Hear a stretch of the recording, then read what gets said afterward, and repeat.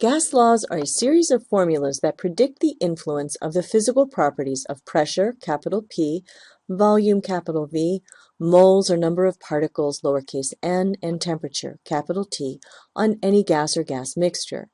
These gas laws were determined experimentally a few hundred years ago, but interestingly, they can also be derived through a purely mathematical treatment by using the four assumptions of the kinetic molecular theory. These laws are named after the scientist who is credited with their discovery. Boyle's law describes the relationship between pressure and volume of a gas when the number of moles of gas and the temperature are kept constant.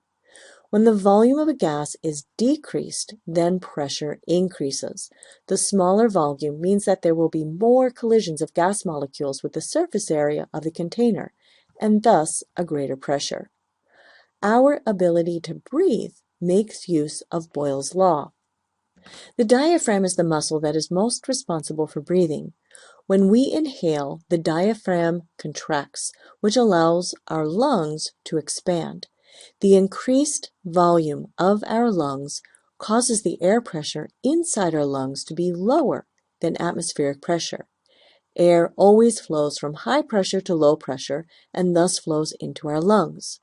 When we exhale, the muscles surrounding our lungs relax and take up more room so that the volume of our lungs decreases and air pressure increases above that of atmospheric pressure. The air flows out from the higher pressure of the lungs. Charles's law describes the relationship between volume and temperature when the number of moles of gas and the pressure are kept constant. There is a direct relationship between volume and temperature in units of Kelvin. When the temperature in units of Kelvin is doubled, the volume of the gas also doubles. It will be very important for us to express temperature in units of Kelvin when we apply the gas laws. Gay-Lussac's law describes the relationship between pressure and temperature when the number of gas molecules and the volume of the container are fixed. Doubling the temperature in Kelvin results in a doubling of pressure. Increased temperature means an increased kinetic energy of the gas molecules. Gas particles will collide with the container surface much more frequently and with more force. This is why aerosol cans should never be heated. Aerosol cans are already under high pressure, and increasing that pressure by heating them might cause them to explode.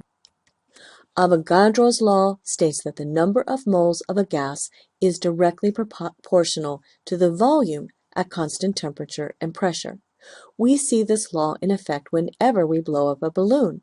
The air molecules are transferred from our lungs to the balloon, thus increasing its volume.